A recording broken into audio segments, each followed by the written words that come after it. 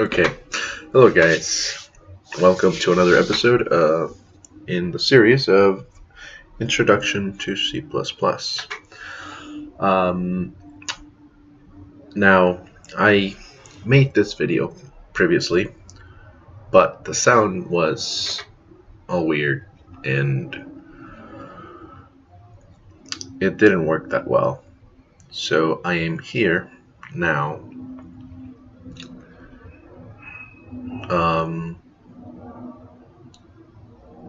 trying to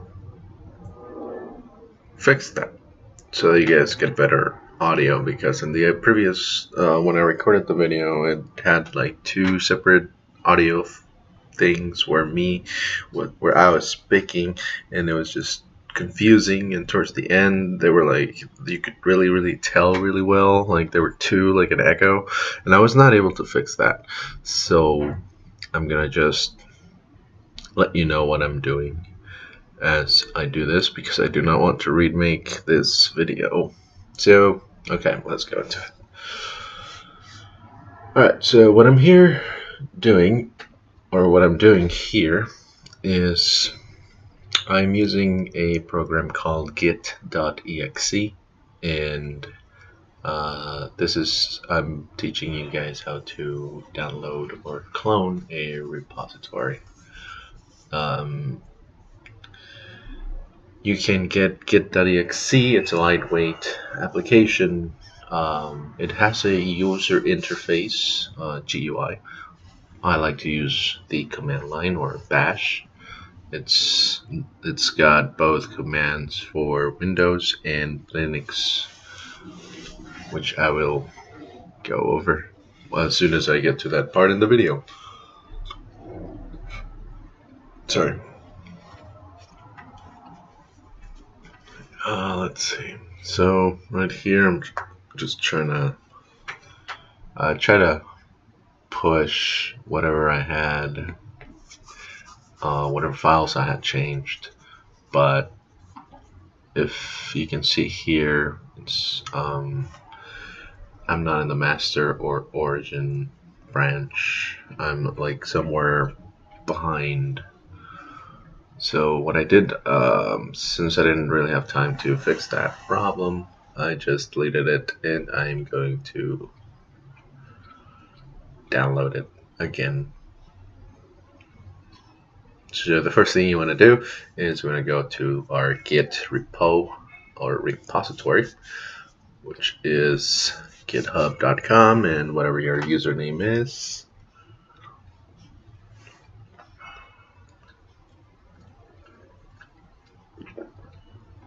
Wolfer's Toolbox.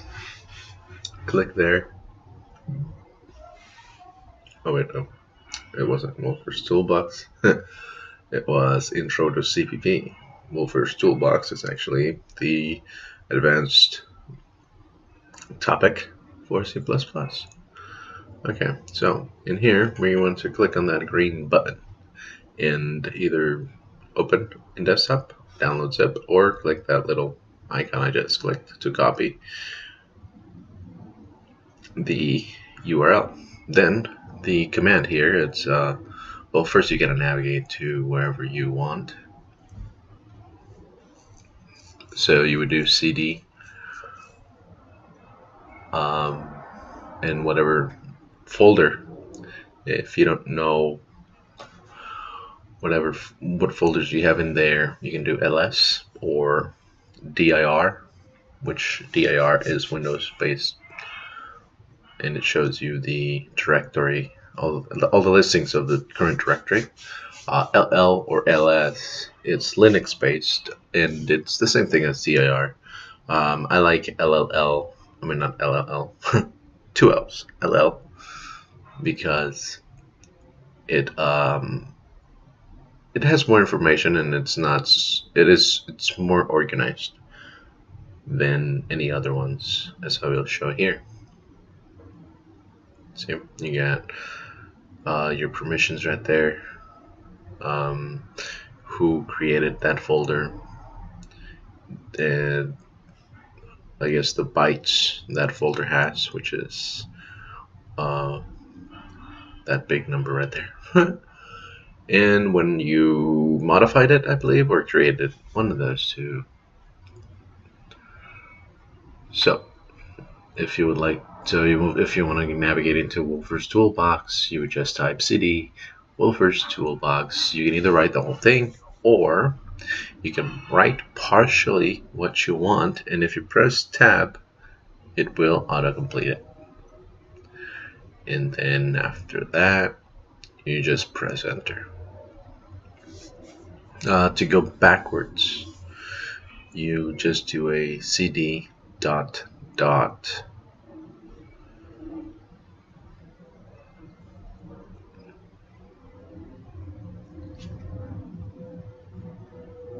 and clear just clears the screen. CLS is clears when Linux based.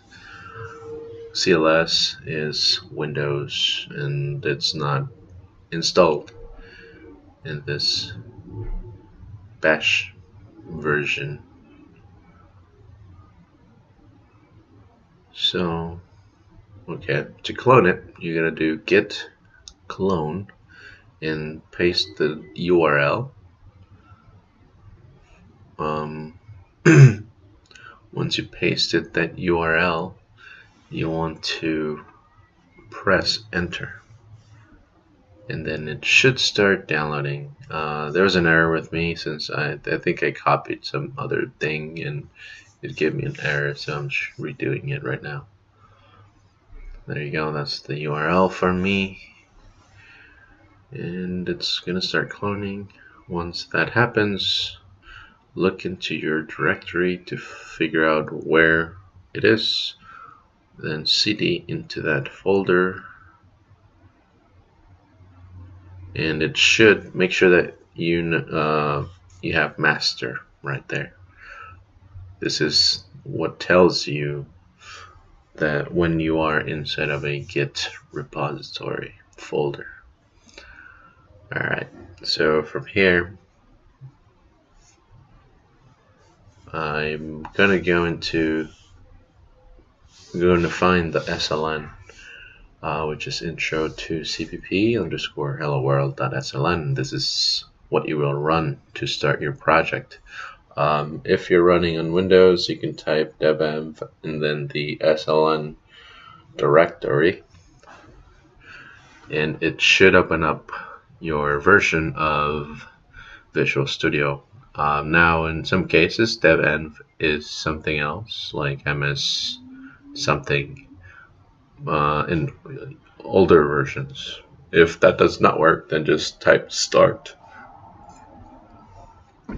and type in the name or path to your SLN file and press enter, and that should work. It will not work in Linux, but it will work in Windows. Alright, so once we have this open, we want to create a new project. Now, the thing we want to do here is so we're gonna leave behind pointers for now, and we're gonna move on to object-oriented programming. And so yeah, we're gonna be picking up since most of the time when you're programming, you want to be using pointers. Not every time, but you know, in some cases you want to be using pointers. When we get to that point, we'll start using or explaining in more detail how and what is a pointer.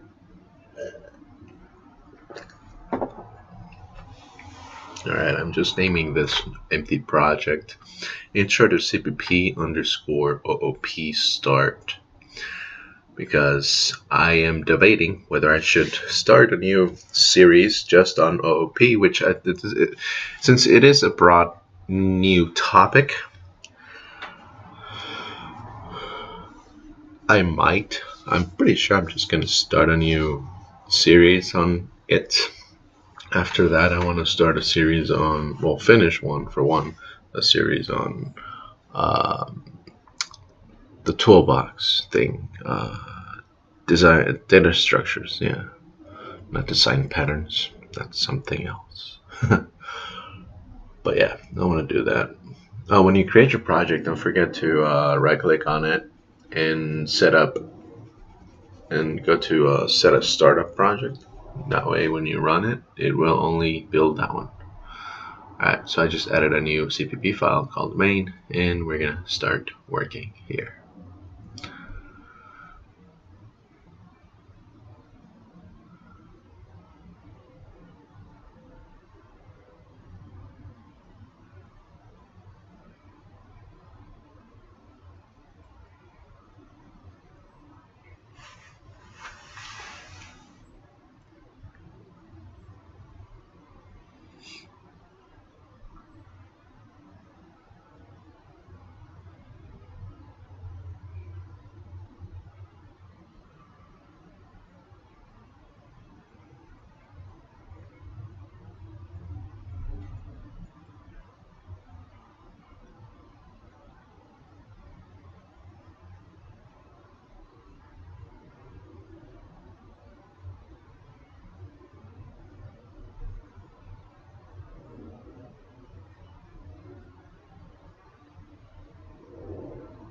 I should probably make templates for like a project whenever I start one,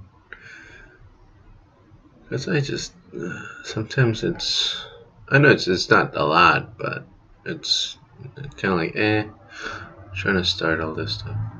Alright, so what I'm going to start off with, instead of classes, I'm going to teach you what structs are.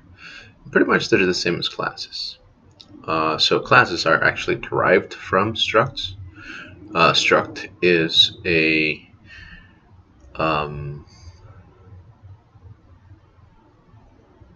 thing that you could use in C. Although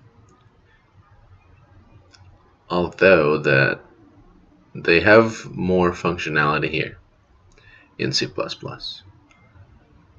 So the way you would actually make a struct was that you had to type def before you could do struct in the name, and then at the bottom before the semicolon you would do whatever name you wanted to be associated with.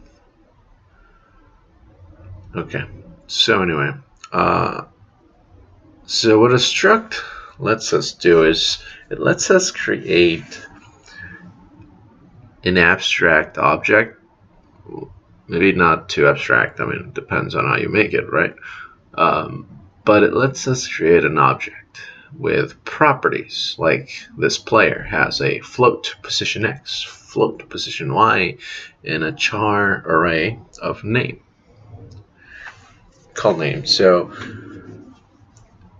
if we want to be able to work with, let's say we're making a game, or even making some kind of program that adds new users or players into like a database. If we have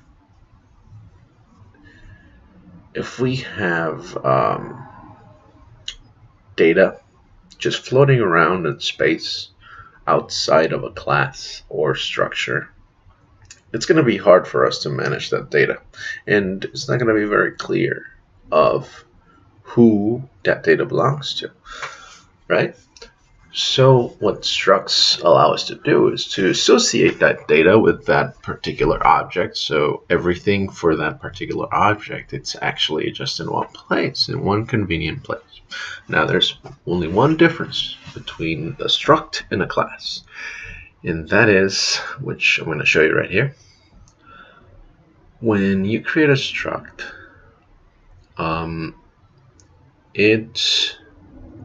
the properties that you make and everything else, by default, they are set to public. That means that when you create an instance of that object and you try to access that those properties outside of that class, then when it's public, you'll be able to access it. When it's private or protected, you cannot. It will not let you. So that's the only difference between classes and structs. So structs are always public, and classes are always private. Okay, so what I'm doing right now is creating a constructor. So what is a constructor? And we'll see this actually in how it works later on. So a constructor is it's a function that every struct or class has. You don't necessarily have to implement it, because once you create it, it automatically creates a default constructor, I believe. And what a constructor lets us do is whenever we instantiate something, an object, that's the first thing that's going to be ran, the constructor. And it's going to be how do you call it? It's going to be where you set up all your data for that class, for that particular object. So for instance here, in this constructor, I'm just setting the name. So whenever I create this player, everything else, the floats are all going to be, since they're not initialized yet, they're all going to be garbage data. But the name will be set, and I think I will be running it soon right now when I do a pause, and I believe I might print it. I don't know. So we'll see what happens there. I think I'm going to name it Joe or something. Okay, I'm doing a print function right now. This print function is similar. If you guys have used Unity or C#, they implement a function called toString, which will print out all the values of the values that really matter, I guess, for your class. Like, what is the name of it, or what is the values that you care the most about. In this case would be our name, maybe our positions, X, Y, and our lives.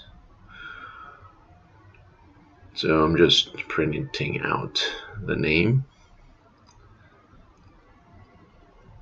the X and the Y, and the lives as well, so I can show you that name will actually have something inside of it,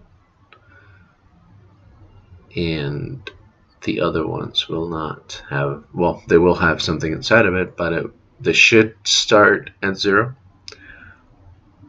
But since we did not initialize them to 0, they will actually be a garbage number, usually like 3 something or something like that. I don't know, some high value.